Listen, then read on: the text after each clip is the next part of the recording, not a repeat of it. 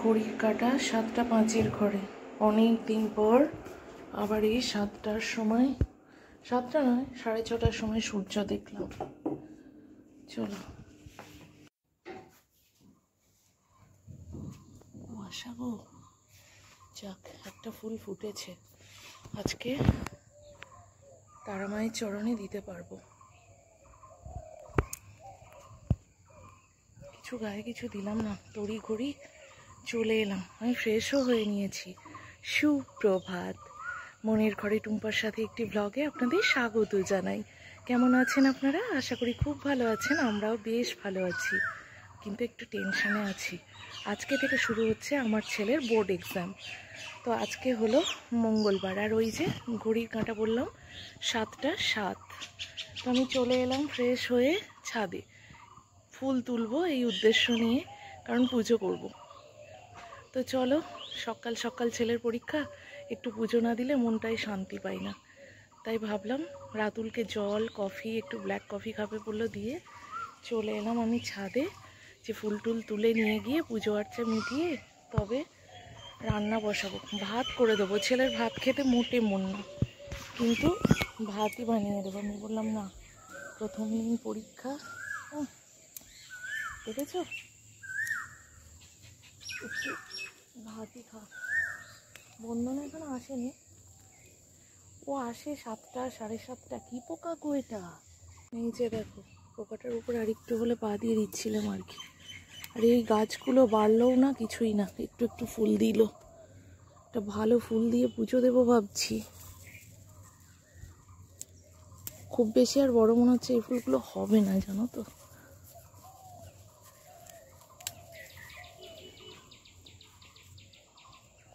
যা হলো, চলো।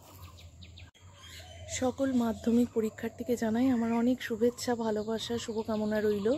তোমরা খুব ভালোভাবে পরীক্ষা দাও, নিশ্চয়ই সফল হবেই। আমার অনেক অনেক অনেক ভালোবাসা এবং আশীর্বাদ রইল। আর আজকে থেকে যাদের পরীক্ষা শুরু হচ্ছে তাদের জন্য অনেক অনেক শুভেচ্ছা, ভালোবাসা রইল। আর উচ্চ মাধ্যমিক পরীক্ষার্থীর জন্য আমার অনেক অনেক ভালোবাসা, শুভেচ্ছা, শুভকামনা রইল। খুব ভালোভাবে পরীক্ষা দাও, সফলতা নিশ্চয়ই আসবে। চলো হ্যাঁ, নিচে যাই, ছেলেটা অপেক্ষা করছে। কাল রাত থেকে জানো তো এত টেনশন লাগছে, কি বলবো। ছেলে ঘুমায়নি ভালো, কতবার উঠছে কেন কে জানে।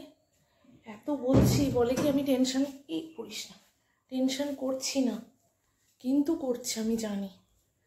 চলো হ্যাঁ, কেকটা লাগালাম, চলো, খুব তাড়ায় আছি। এই যে এখন কফি খাচ্ছে বাবা, একবার গুড মর্নিং বলো। Good morning.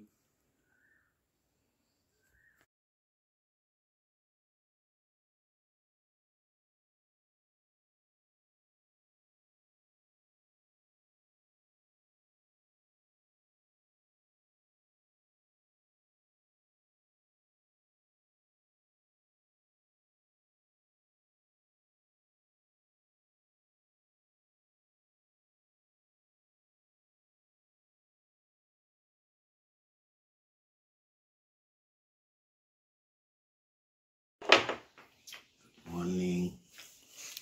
না,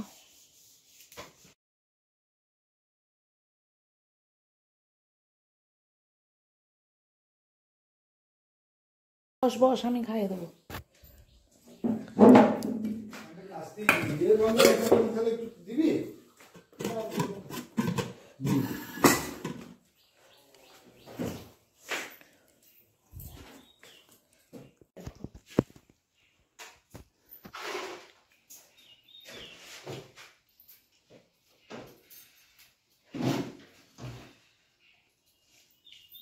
আলু গাছ বেশি দিল না, আলু গাছ।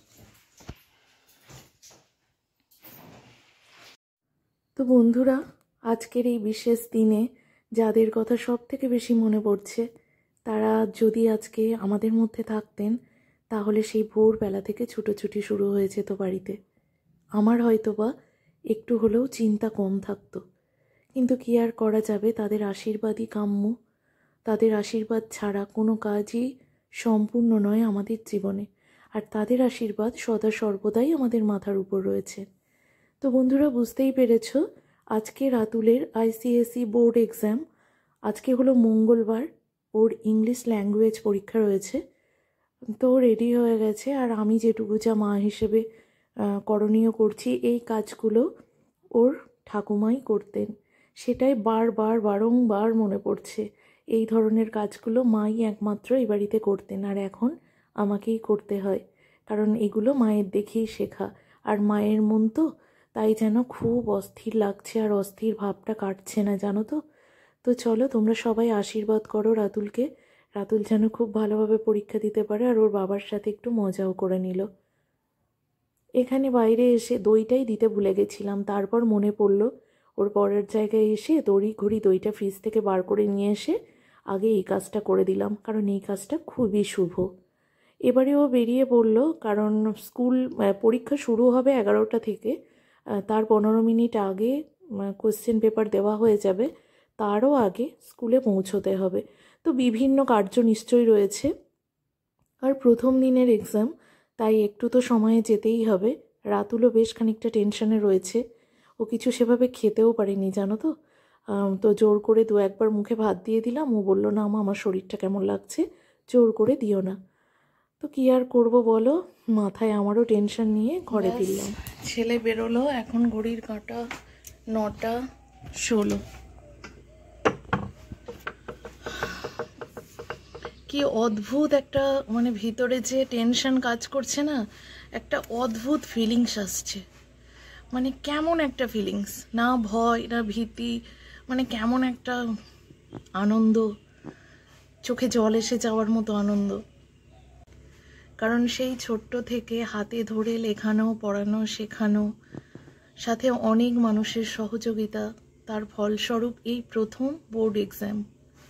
তো সবটুকু মিলিয়ে আনন্দে চোখে জল তো আসছেই। তোমরা সবাই আশীর্বাদ করো রাতুল যেন খুব ভালোভাবে পরীক্ষা দিতে পারে এবং সফল হতে পারে। ওই যে বললাম, ঠিক ভাষায় ব্যক্ত হচ্ছে না, জানো তো আজকে আমার মানসিক অবস্থা। মা বাবা থাকলে খুব ভালো হতো, খুব মিস করছি। প্রতি মুহূর্তে করি, প্রতি পদক্ষেপে করি, আজকে আরো বেশি করে করছি।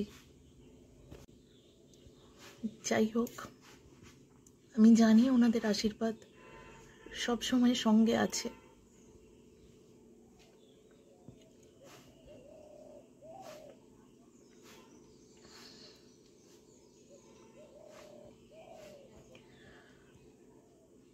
সব অনুভূতি প্রকাশ করা যায় না।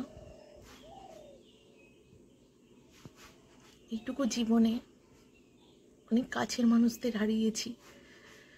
আজকের এই সময় অনেক মানুষকে মনে করছে, যাদের অবদান রাতুলের জীবনে রয়েছে। ঈশ্বরের কাছে প্রার্থনা করি রাতুল যেন পরীক্ষায় খুব ভালোভাবে উত্তীর্ণ হতে পারে। আশীর্বাদ করো তোমরা সবাই। পরে কথা বলবো, এই মুহূর্তে আর কথা বলতে পারছি না, কারণ আমার যাওয়ার ইচ্ছে ছিল, কিন্তু ভাবলাম চলে গেলে তো হবে না, বাড়িতেও হাজারো একটা কাজ আছে, আর বাইকে যেহেতু ওরা যাচ্ছে তাই একটু অসুবিধাও হবে। আর বাপ্পা বললো গিয়ে তো সে বসেই থাকবে, রাতুলও বললো না মা থাক, তাই আর গেলাম না। তাই আজকের দিন আরও বেশি মনে হচ্ছে মা থাকলে আমি দিব্যি চলে যেতে পারতাম।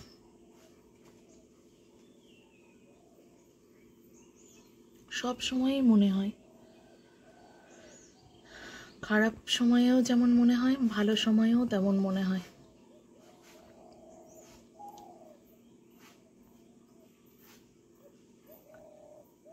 হয়ে গেছে, ওপরে মেলা বন্ধ না, তাহলে নিচের কাজটুকু করে নে, পরে আসছি। হ্যাঁ, কারণ ভিতরে অতিরিক্ত একটা টেনশন কাজ করছে, না চাইলেও হচ্ছে, বুঝতে পারছি ছেলেরও হচ্ছে, ভীষণ পরিমাণে হচ্ছে। আজকের দিনটা একটু বেশিই লাগবে, তারপর আস্তে আস্তে পরীক্ষা দিতে দিতে আবার এটা গা সওয়া হয়ে যাবে। আজকে ওদের পরীক্ষাটা অনেকটা টেনেছে আর কি, অনেক দেরি হবে, মানে শেষ হতে অনেক দেরি হবে, মাঝখানে অনেক ছুটি রয়েছে। আজকে পরীক্ষা হয়েই 2 দিন ছুটি থাকবে। যখন নিজে পরীক্ষা দিতে গেছি খুশি খুশি চলে গেছি, টেনশন কাজ করেছে অল্প, কিন্তু এতটা হয়নি। মায়েদের বোধহয় বেশিই হয় জানিস, ছেলে মেয়েদের থেকে মায়েদের বেশিই হয়। হ্যাঁ খেলো না তো, একটু ভাত খাওয়াতে পারলাম না, 2-1 বার মুখে দিল উঠে পড়লো। রাতে ঠিকঠাক ঘুমাইনি। যাই কিছু বলছি, মা তুমি এখন চুপ করো, আমাকে এখন ভাবতে দাও। রান্নাঘরে চলে এলাম, ছেলের পরীক্ষাও শুরু হয়ে গেল এতক্ষণে। ডালের বড়া বানাবো, ডালটা ভেজানো ছিল কাল থেকে। আর মাছের তেল দিয়ে একটু উচ্ছে চচ্চড়ি, ভাত বসিয়েছি। আর এই যে দেখো মুরগির ডিমগুলোর সাইজ, সিদ্ধ করতে দেবো দুজনের দুটো। যদি বাপ্পা না খেতে চায় তাহলে রাতুলি খেয়ে নেবে। আর বানিয়েছি এই যে বেশি করে টমেটো দিয়ে মসুর ডাল।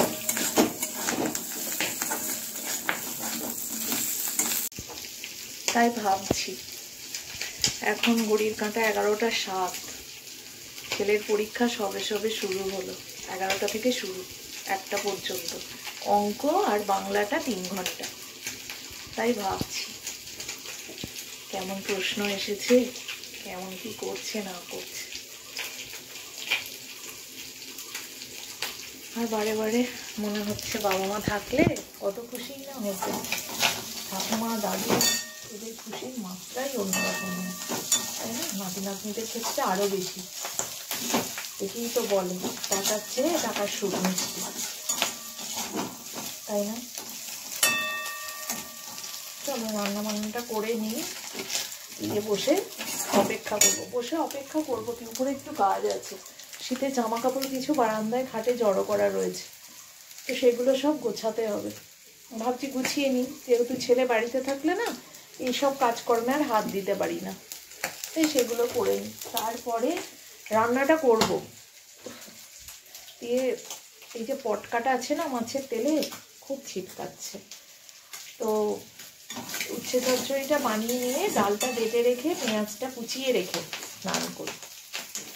কত রান্না, কাজের ফিরিস্তি বলে দিলাম। আজকে একটু উল্টোপাল্টা হবে কথা বন্ধু, একটু মানিয়ে নিও। ওরা ফিরে পড়লো। রাতুল কই? ঠাকুর ঘরে রেখে দাও একেবারে।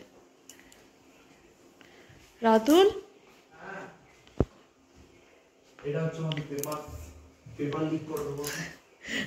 কেমন হয়েছে বলো? ঠিক আছে, কেমন হয়েছে? দারুণ হয়েছে, ইজি ছিল, ইজি ছিল আইসিসি।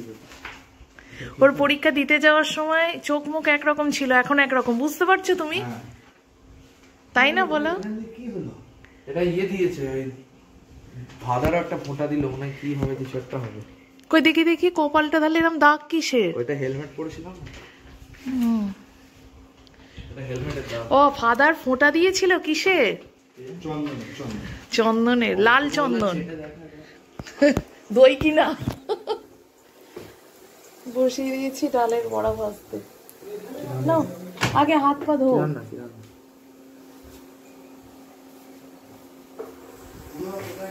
মনটা একটু ভালো লাগছে। আজকে প্রথম দিনের পরীক্ষার পরে একটু মনটা কিন্তু ফ্রি লাগবে। বলো কোথায় গেল গো সব?